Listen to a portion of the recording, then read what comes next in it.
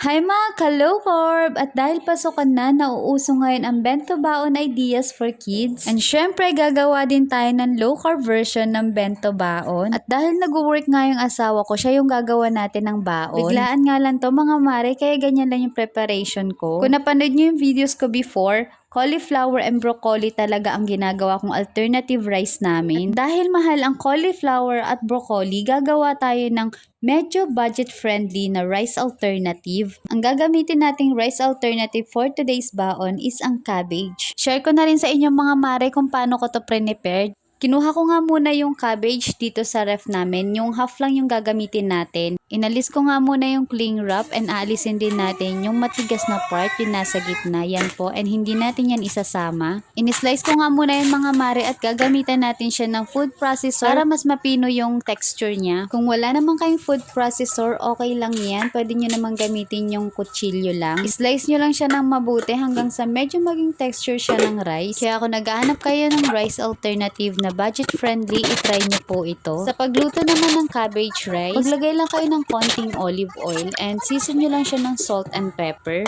Ayan, ganyan na po yung gusto kong texture ng cabbage. Lipat na natin sa bowl and dalawang batch yung nagawa ko dito kasi hindi kasya lahat sa food processor.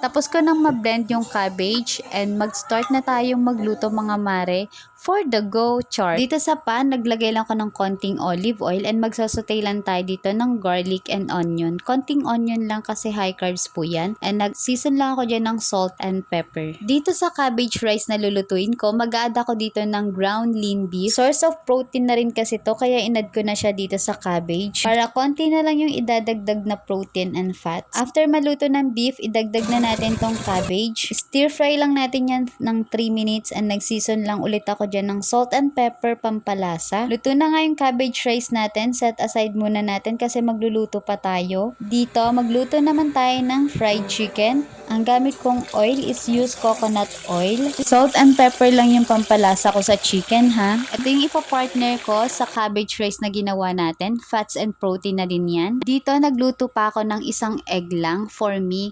Hindi ko na nabigyan yung asawa ko kasi nagmamadali din siyang umalis. Ito na yung natirang cabbage rice na pinabaon ko sa asawa ko. Para na siyang chiksilog na low carb version. O diba? Pinartner lang kasi ng chicken and lagyan natin sa ibabaw ng egg. Ganitong egg yung gusto kong luto. Yung malasado yung gitna. O diba? Ang sarap-sarap tignan. Try nyo na rin to mga mare.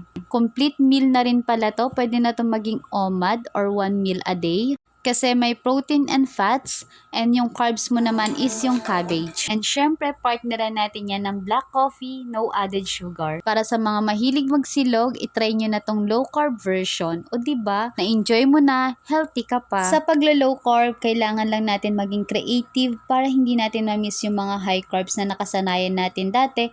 Change lang natin siya sa low carb version. So yun lang, enjoy prepare your food and stay healthy, stay low carb. Bye!